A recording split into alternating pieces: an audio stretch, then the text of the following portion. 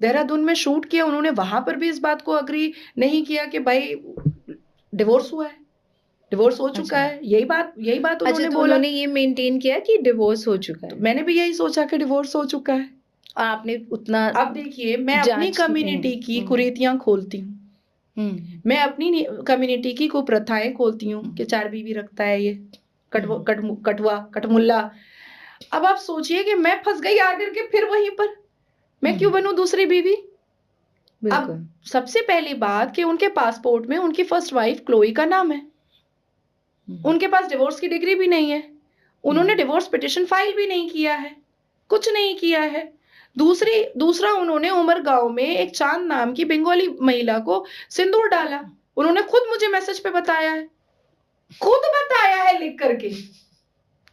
उसके बाद मैंने पूरी इंक्वायरी निकाली तो फिर मुझे बाकी चीजें पता चली कि सबसे कुछ पैसे भी लिया है, किसी को तो पूरा मतलब नंगा ही गंदा पूरा खत्म ही कर दिया है। फिर भी मुझे तो महादेव ने बचा लिया, मुझे तो लोगों के आशीर्वाद ने बचा और लिया। एंगेजमेंट अभी होने वाली थी 6 6 दिसंबर दिसंबर 2025 को दासना मंदिर में यति नरसिंहानंद महाराज जी के मंदिर में होने वाली थी एंगेजमेंट। अब इसको भी सबने उड़ा दिया, शादी हो गई।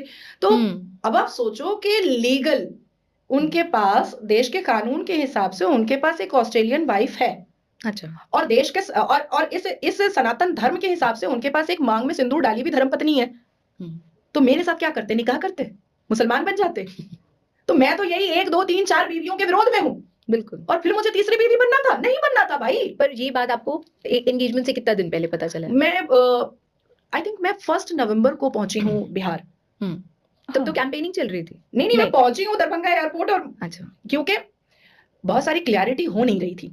और मेरी ऐसी सोच है कि कभी भी जजमेंटल स्टेटमेंट या जजमेंटल डिसीजन नहीं लेना चाहिए। जब तक आंख से आप कुछ देख ना ले, तब जब तक आप कान से कुछ सुन ना ले, तब